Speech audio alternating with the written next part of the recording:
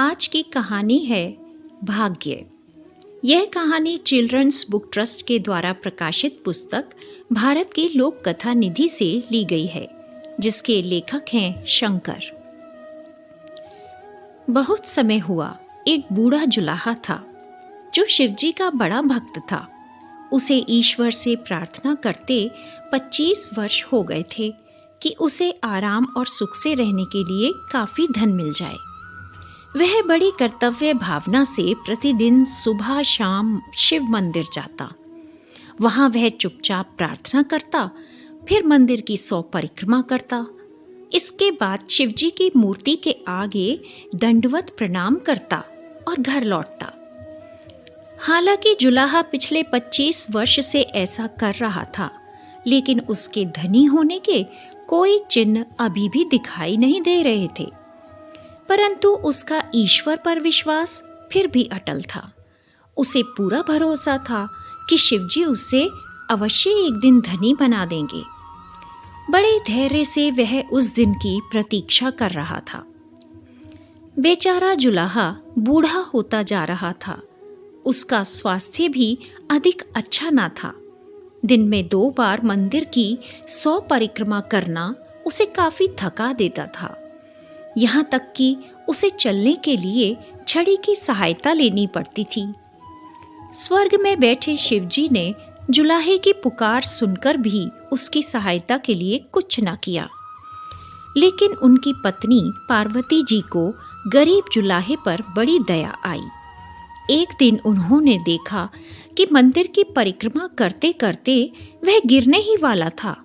तो पार्वती जी ने सोचा कि इस गरीब जुलाहे के बारे में उन्हें अपने पति से बात करनी चाहिए। पार्वती जी शिवजी से बोली, हे प्रभु, आप अपने भक्त वृद्ध जुलाहे के साथ इतनी सख्ती क्यों कर रहे हैं? वह इतने समय से आपकी आराधना कर रहा है। शिवजी ने पूछा, आप ऐसा क्यों सोचती हैं कि मैं उसके साथ सख्ती कर रहा हूँ? पार्वती जी ने उत्तर दिया, उसकी ओर देखो प्रभु, वह पिछले 25 वर्षों से आपके आशीर्वाद के लिए प्रार्थना कर रहा है। आपने उसके लिए क्या किया है? अब वह बूढ़ा हो गया है और अच्छी तरह से चल भी नहीं सकता। आप उसका बाकी का जीवन कुछ आसान क्यों नहीं कर देते? शिव जी पार्वती जी की ओर देखकर मुस्कुराए और बोले, क्या आप मुझे पत्थर दिल समझती हैं? सोचो, यदि वह धन का उपयोग कर सकता तो मैं उसे धन देने से इनकार करता? पार्वती जी ने पूछा, धन का उपयोग वह क्यों नहीं कर सकता? मैं आपकी बात समझी नहीं। शिव जी बोले, क्योंकि उसके भाग्य में धन है ही नहीं। पार्वती जी ने उत्तर दिया, भाग्य? यह सब फिजूल की बातें हैं। भला किसी आदमी के पास धन हो तो वह उसका उपयोग क्यों नहीं कर सकता? मैं यह सब नहीं मानती। अच्छा ठीक है, शिवजी बोले, इस बूढ़े जुलाहे को मैं सोने से भरा हुआ बर्तन दूंगा, फिर देखते हैं कि उसे लेकर वह उसका ठीक उपयोग करता है या नहीं। आओ मेरे साथ, चलो उस मंदिर में चले जहां वह पूजा करने आता है। भगवान शिव और पार्वती पृथ्वी पर आ गए और उस मंदिर में जा पहुंचे। शिवजी बोले, देखो वह आंगन में अकेला है और मंदिर की परिक्रमा कर रहा है। यह सोने से भरा बर्तन मैं उसके आगे रख देता हूँ कि उसे आसानी से मिल जाए। तब भगवान शिव ने सोने से भरा हुआ बर्तन जुलाहे के रास्ते में ऐसा रख दिया कि वह उसे अवश्य ही दिख जाए। शिवजी और पार्वती जी थोड़ी दूरी पर खड़े होकर देखने लगे। बूढ़ा जुलाहा चलता गया। उसने प्रार्थना की, हे भगवान शिव, मुझे कितनी देर और यह दुखी जीवन भुगतना पड़ेगा? इतने लंबे समय से मैं आपकी भक्ति कर रहा हूँ, परंतु आपने मेरी सहायता नहीं की। फिर भी मैं आपकी दया के लिए कृतज्ञ हूँ कि अपना काम तो कर ही सकता हूँ। मैं कितना भाग्यशाली हूँ कि इस वृद्ध अवस्था में भी आंखें ठीक होने के कारण खूब अच्छा बुन लेता हूँ।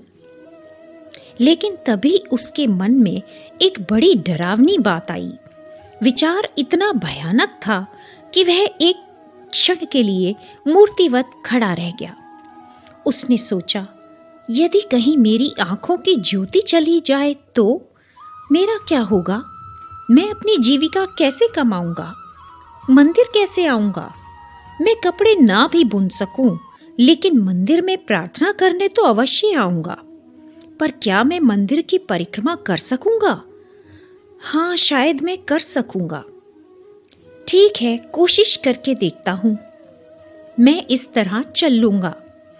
इसलिए जुलाहे ने अपनी आंखें बंद कर लीं और चलता रहा। वह आंखें ही बंद करके चलता गया और सोने के बर्तन के पास से गुजर गया। उसने जब आंखें खोली तो मुस्कुराया और बोला, हाँ, अब मुझे चिंता करने की आवश्यकता नहीं। यदि मैं अंधा भी हो जाऊं तो भी मैं मंदिर की परिक्रमा तो कर ही सकता हूं। इस प्रकार जुलाहे ने सोने से भरा बर्तन नहीं देखा और वह घर चला गया। शिवजी ने पार्वती की ओर देखा और बोले, अब बताओ, मैंने कहा नहीं था कि जुलाहे के भाग्य में धनी होना लिखा ही नहीं है। तब पार्वती जी ने पूछा, क्या आप उसकी किसी तरह सहायता नहीं कर सकते? शिवजी ने उत्तर दिया, हाँ, मैं उसके लिए यह कर सकता हूँ कि अब वह धन पाने का आकर्षण अपने अंदर से निकाल देगा और उसमें दिलचस्पी समाप्त हो जाएगी और वह आनंद से रहेगा। फिर शिवजी और पार्वती जी सोने से भरा बर्तन लेकर स्वर्ग लौट गए।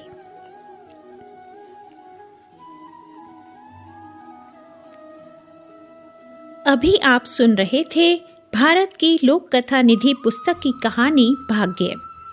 अगर आपको कहानी पसंद आई हो तो अपने साथियों के साथ इसे शेयर ज़रूर करें और फॉलो बटन दबाकर मेरा पॉडकास्ट फॉलो ज़रूर करें।